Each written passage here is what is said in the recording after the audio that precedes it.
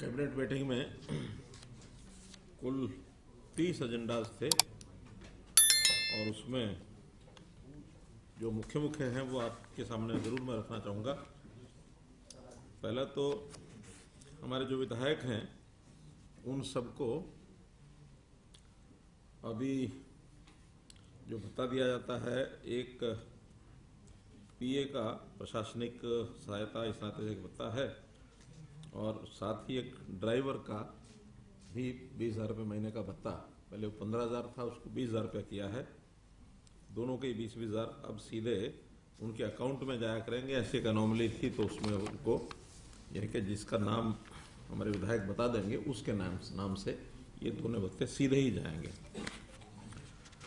फिर आत्मनिर्भर textile policy कई वर्षों से उसका विचार चल रहा था। एक बार 2019 में भी उसका एक प्रारूप आया था, उसी में थोड़ा परिवर्तन करके 2022 से 2025 इस पॉलिसी को हमने मंजूर किया है, जिसके अंतर्गत जो हमारे कुछ एरियाज हैं जहां टेक्सटाइल का प्रमोशन करना है, प्रोत्साहन देना है, तो उसमें जैसा पानीपत है, गुरुग्राम है, भिवानी है, हिसार है, सिरसा है, जिन स्थानों पर टेक्सटाइल का स्कोप ज़्यादा है वहाँ और इंडस्ट्री आए, इस नीति में ऐसा मानकर चल रहे हैं कि लगभग 4,000 करोड़ रुपए का निवेश होगा और 20,000 नए रोजगार लोगों को मिलेंगे।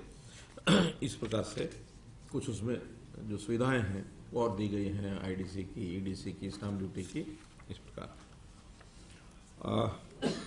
एक एजेंडा आया है कि आयुष के जो चिकित्सक हैं इनकी भर्ती 2019 में थोड़ा जल्दी करने के लिए डिपार्टमेंट ने एचपीएससी से उसको छूट मांगी थी, लेकिन बाद में डिपार्टमेंट को ध्यान में आ रहा है कि उनके लिए भर्ती करना कठिन हो रहा है, इसलिए वापस वो एचसीएस को 205 पद भरने के लिए और ये प्रपोजल एक पारित किया है कि एचपीएससी ही उसको भरेगी।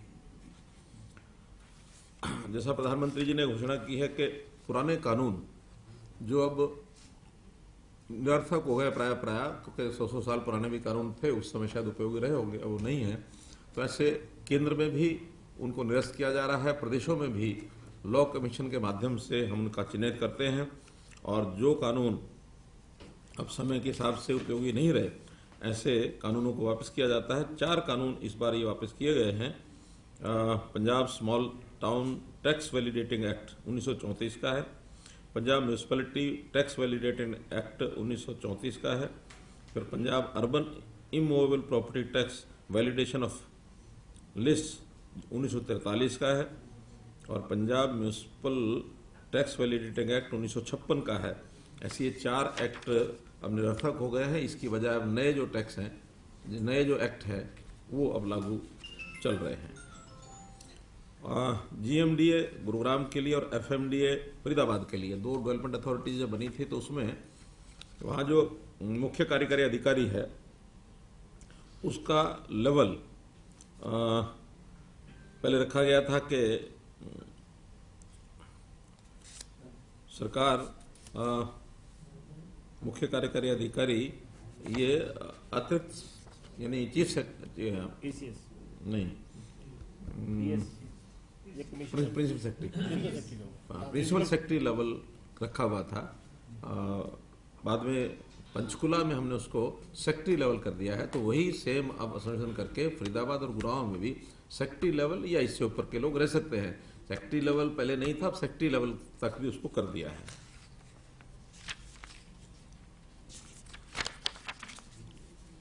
एक वाहन स्क्रैपेज नीति ट्रांसपोर्ट डिपार्टमेंट की ओर से आई है, जिसमें एनसीआर एरिया में 10 वर्ष की अवधि पूरे कर चुके डीजल वाहन और 15 वर्ष पूरी कर चुके जो पेट्रोल के वाहन हैं, अब उनके ऊपर प्रतिबंध है। लेकिन उसके बाहर अभी वैसा प्रतिबंध नहीं है, लेकिन उसके लिए उनको डिस्करेज करने के लिए और जो आदमी अपना पुराना वाहन छोड़कर नया वाहन लेगा 10 साल और 15 साल वाला जो वाहन को स्क्रैप करने के बाद नया वाहन लेगा तो उसको 10% की मोटर वाहन कर में छूट मिलेगी, या उसमें जो उसका स्क्रैप वैल्यू है जो उसने बेचा है उसका प्रमाण देगा, उसका 50% कीमत, दोनों में से जो कम होगा वो छूट नए वाहन खरीदने में मिलेगी। और जो उसका पंजीकरण होगा उसमें भी 25% की उसको छूट मिलेगी। तो इस प्रकार से प्रोत्साहन दे रहे हैं कि पुराने वाहनों को लोग डिस्करेज करें, कंडम करें और नए वाहन खरीदें। एक विषय ये जो पुलिस के जो वाहन हैं, हमारा 112 की जो गाड़ियां चलती हैं उस पर ड्राइवर्स की कमी थी। वहाँ डबल शिफ्ट में, क्योंकि 24 घंटे वो चलती है सर्विस, तो उसमें 1500 नए पुलिस के ड्राइवर्स ये भर्ती किए जाएंगे। अभी पहले तो HKRN में करेंगे और बाद में फिर उनमें से धीरे धीरे परमानेंट भी होंगे, यानी परमानेंट भर्ती अलग से की जा सकती है। अभी 1500 HKRN में लिए जाएंगे।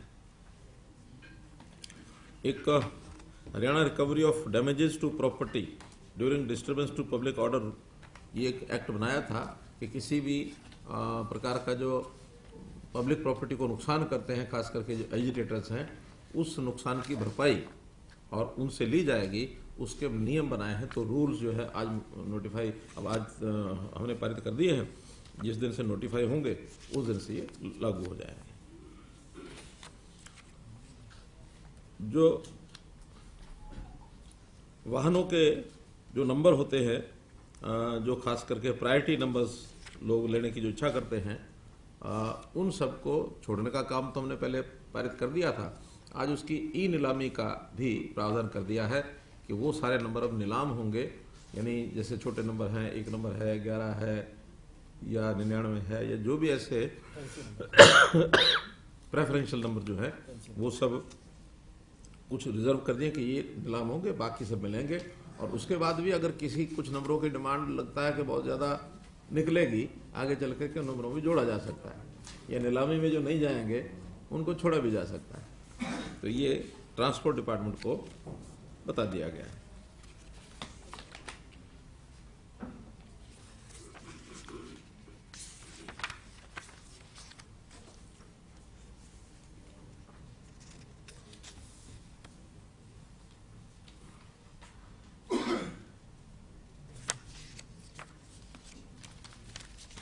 इसी प्रकार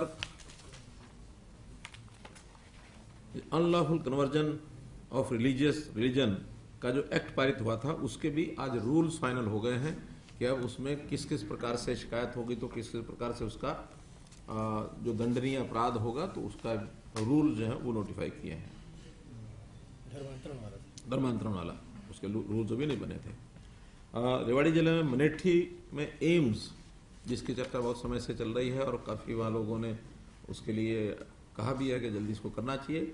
अब विधिवत आज उसको लैंड को गवर्नमेंट ऑफ इंडिया, यानी जो हेल्थ डिपार्टमेंट है, उनको लीज पर देने का 99 साल की लीज का वो पारित हो गया है। और अब उनके लिए एक प्रकार का रास्ता बन गया कि वो कभी भी इसका शिलान्यास करके और एम्स उसकी बिल्डिंग बने और एम्स चालू हो। एक पॉलिसी हमने जमीन को, विभिन्न जो प्रोजेक्ट्स हैं, प्रकल्प हैं, उनको किसान उसमें ज़मीन दे, वॉलंटरली दे। तो पहले 2 पॉलिसीज़ हैं। एक है ई भूमि पर हम ज़मीन खरीदते हैं, यानी एक्विजिशन तो ही है, लेकिन एक्विजिशन मैंने डिस्करेज किया हुआ, उसमें ई भूमि पर म्यूचुअल एक नेगोशिएशन के माध्यम से ज़मीन खरीदी जाती है। दूसरी पॉलिसी हमने बनाई है वो पुलिंग पॉलिसी।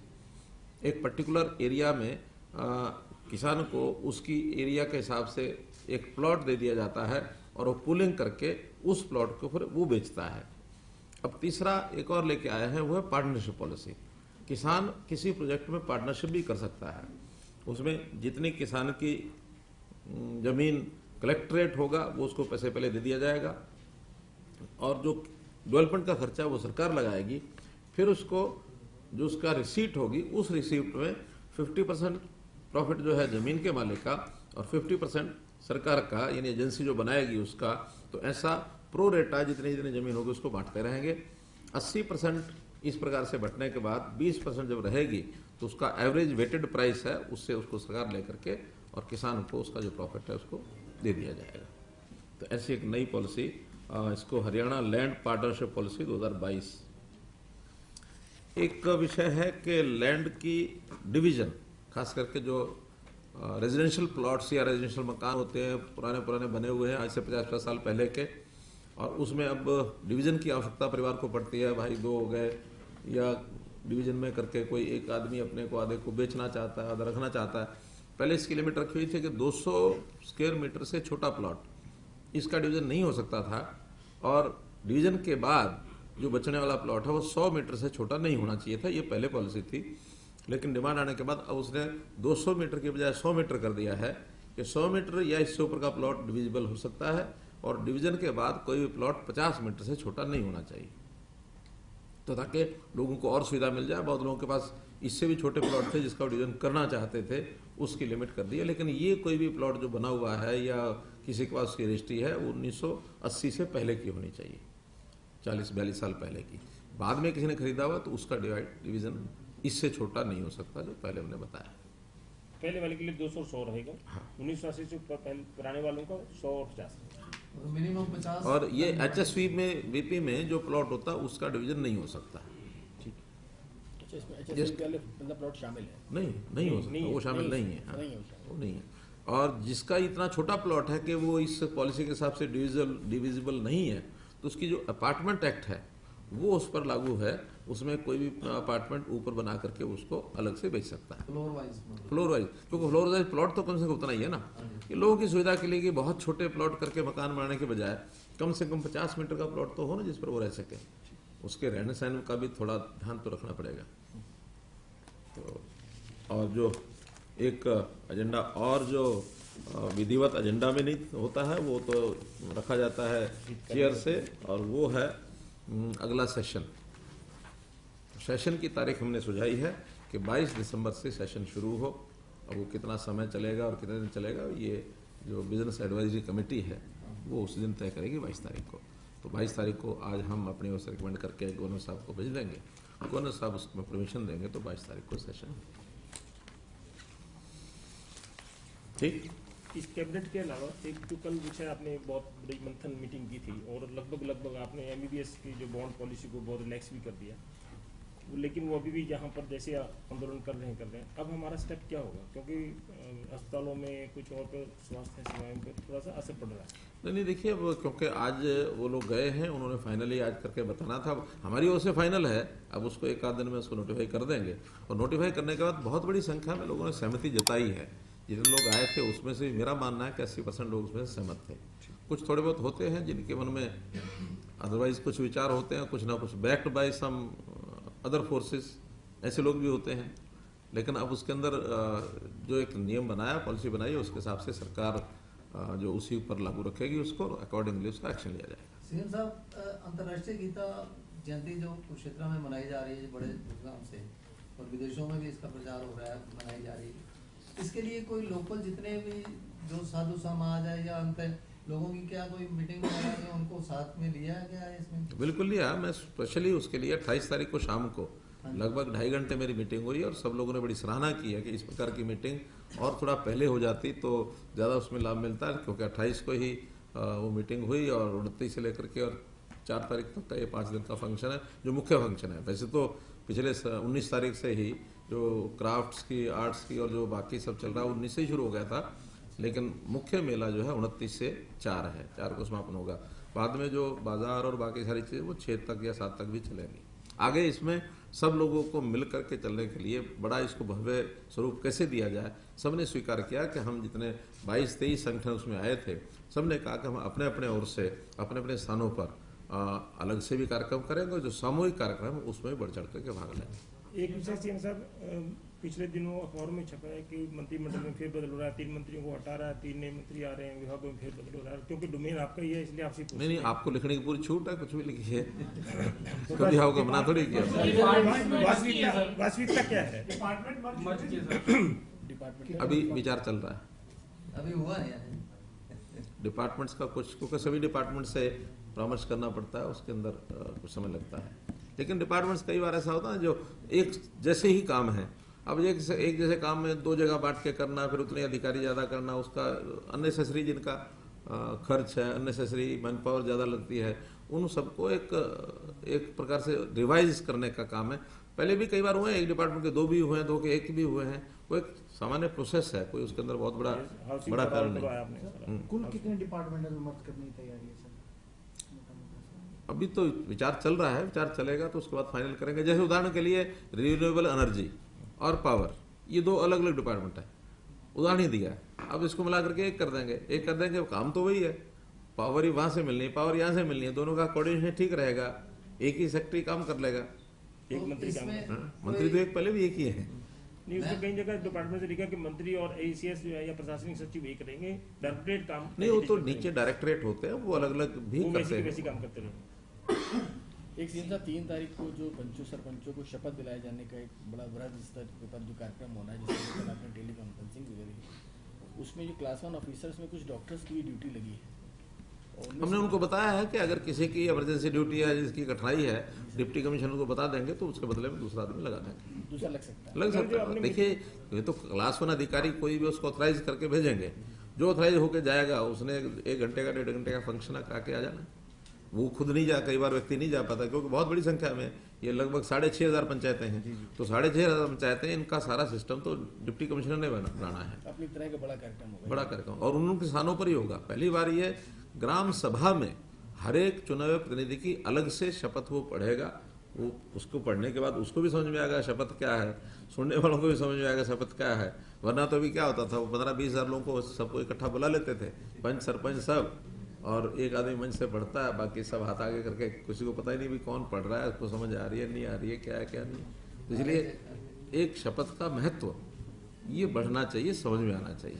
कल आपने कुछ और डिपार्टमेंट से पंचायत को कहा ना, पंचायतों को कुछ अधिकार और देने की बात कुछ अपने साथ नहीं, ऐसा नहीं करते, वो क्या था जो कुछ ये काम था, थे, कुछ क्या? ग्राम संरक्षक नाम से एक नई जो हमने एक योजना बनाई है, उसमें जो क्लास 1 अधिकारी हैं, बाकी सब व्यवस्था जैसे पहले चल रही है, वो अलग से उनको एक अतिरिक्त एक दायित्व दिया है ग्राम संरक्षक का।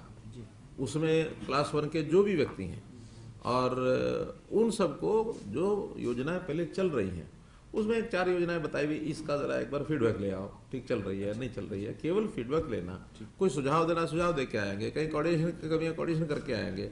एक अतिरिक्त सहायता है हर एक स्थान पर जाने की, और उसमें एक जिले का भी संरक्षक बनाया, जिला संरक्षक, जो क्लास 1 या IAS अधिकारी हैं, हर एक को, जैसे अपने जिले का अलग से प्रभारी बना रखे हैं, जिला के सेक्रेटरी बनाए हैं, जिले के उस दायित्व के साथ साथ जिला संरक्षक का दायित्व भी संभालेंगे। हाँ।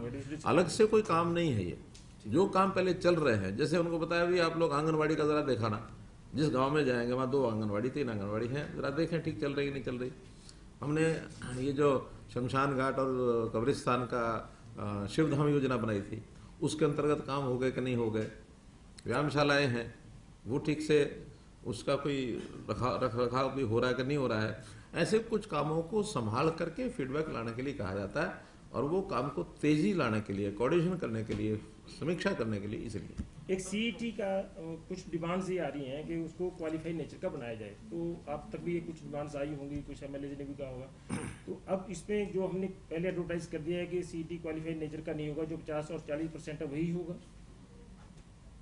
50 और 40% तो उसकी तो पास में होते हैं, लेकिन बाकी सबकी जो मेरिट है, जी, मेरिट के हिसाब से जो भी कोई किसी एक पोस्ट के लिए ऑप्ट करेगा, उस ऑप्ट के हिसाब से एक लिस्ट बनेगी अलग अलग, क्योंकि पोस्टें तो 50 होंगी, उन 50 पोस्टों के लिए अलग से उनको ऑप्शन देनी है कि मैं इस पोस्ट के लिए अप्लाई करता हूं। तो जितने लोग उनमें क्रम से ऊपर के 4 गुना होंगे, उनका एक टेस्ट होगा। ठीक है। आखिर मेरिट को तो नहीं तोड़ सकते ना, जब उन्हें मेरिट को एक मिशन माना है, तो मेरिट इज मिशन, वो CET में भी रहेगा, वो वैसे भी रहेगा, क्योंकि एक क्वालिफिकेशन के लिए 40 और 50% मार्क्स रहते भी, इससे नीचे तो बिल्कुल उसमें पार्टिसिपेट ही नहीं करेंगे। उससे ऊपर वाले जो पार्टिसिपेट करेंगे वो मेरिट के हिसाब से करेंगे। और कोई भी एक व्यक्ति जो CET में एक प्रकार से पास हो गया और कट ऑफ से ऊपर आ गया, मेरिटोरियस हो गया, वो कितनी ही पोस्टों के लिए ऑप्ट कर सकता है। उसके सबके अलग अलग दिन एग्जाम होंगे, कुछ ग्रुप्स बना दिए जाएंगे कि एक ही टाइप की 4 पोस्टों का एक ग्रुप बना दिया, उसमें से मानो एक सिलेक्ट करता है तो उसके लिए भी देगा, अगले दिन दूसरे ग्रुप के लिए उसमें भी देगा, 20 दिन एग्जाम देता रहे, फिर जो बाद में यहाँ कहीं उसका नंबर आता है, जो चॉइस करेगा करेगा। पंचायत चुनाव के जो ये रिजल्ट आए हैं, इसको लेकर के आप किस तरीके से देखते हैं, क्योंकि आम आदमी पार्टी और इंडियन नेशनल लोकदल बहुत खुश नजर आ रहे हैं। चलिए, उनको खुश रहे तो हर किसी को खुश रहना चाहिए, खुश रहने से स्वास्थ्य अच्छा रहता है सबका। लेकिन भारतीय जनता पार्टी का जो स्थान मिला है वो सबको पता है, उनको भी पता है, हमको आपको सबको पता है। इस बार सब लोगों ने सिंबल पर चुनाव नहीं लड़े, हमारे भी सिर्फ 7 जिलों में, क्योंकि हमने जिला स्तर पर छोड़ दिया था, जिसको सिंबल पर लड़ना लड़े, जिसको नहीं लड़ना मत लड़े। 7 जिलों में सिंबल लड़े, 15 सिंबल पर नहीं लड़े। तो 7 जिलों का रिजल्ट कोई प्रदेश का रिजल्ट थोड़ी माना जा सकता है। इसलिए टोटल प्रदेश के चाहे सिंबल पर थे चाहे नहीं थे, लगभग 225 प्रतिनिधि, 430 है या 40 है, 411, 225 लोग भारतीय जनता पार्टी के चुने गए हैं। और इसी प्रकार से सब क्लेम, क्योंकि जब सिंबल नहीं होता तो क्लेम करने में छूट होती है, सबको छूट होती है। बाद में अब कितने किसके साथ चेयरमैन हैं, बाकी सब जुड़ के चलेंगे। और नीचे बहुत छोटी इकाई पर सिंबल का अर्थ भी नहीं होता। जिला परिषद भी रखा है, कुछ एक आध पार्टी ने शायद ब्लॉक समिति में भी दिया है। नीचे पंच सरपंच में तो किसी ने न दिया है, ना ही कोई प्रावधान है। वहाँ लोकल लेवल के चुनाव होते हैं। लोकल जितना नीचे लेवल होता जाएगा उतना ही ये पार्टी सिंबल का बहुत बड़ा अर्थ बचता नहीं है। तो इस चुनाव से आप संतुष्ट? मैं संतुष्ट हूँ। 225 से ऊपर मेरी संख्या है। कितने लोग मतलब अपने जिला परिषद में कितने में आप मान के चल रहे हैं? अधिकांश बनेंगे, बन जाएंगे तो बता देंगे। 22 में से अधिकांश बनेंगे। सर एक धन्यवाद। सवाल है सर, एक बड़ा अहम सवाल है। पुलिस वालों की मांग है कि जो आपने एक नारा दिया हरियाणा एक हरियाणवी एक, वो कहते हैं कि अभी भी सरकार एक रूल को फ्रेम नहीं कर पा रही है कि कुछ जो रोहतक और बहादुरगढ़ झज्जर साइड के लोग हैं उनको प्राथमिकता दी जाती है उनके प्रमोशन में, लेकिन जो करनाल, अंबाला, यमुनानगर और ये पंचकुला के आसपास के जितने कर्मी जो यहाँ पोस्टेड रहते हैं उनकी प्रमोशन में बड़ी देरी नहीं, देखिए, क्योंकि जो जिला कैडर है, नहीं वो जिला कैडर है, वो जिले के हिसाब से प्रमोशन होती है। रेंज का कैडर है तो रेंज के हिसाब से होती है, स्टेट कैडर है तो स्टेट के हिसाब से होती है। ये अभी तक हर एक डिपार्टमेंट का अलग अलग जो उनका एक किस लेवल की पोस्ट है उसी में सीनियरिटी और जूनियर के हिसाब से उनकी प्रमोशन होती है, अलग से निकाल के नहीं होती है। और कोई भी अलग से अगर इस प्रकार से कोई किसी के साथ अन्याय होता है, कोई भी जाकर कोर्ट में खड़ा हो जाता है, कोई किसी के साथ अन्याय नहीं होता। हाँ, पुलिस में भर्ती कुछ जिलों से लोगों की रुचि ज़्यादा है इसलिए वो आते हैं।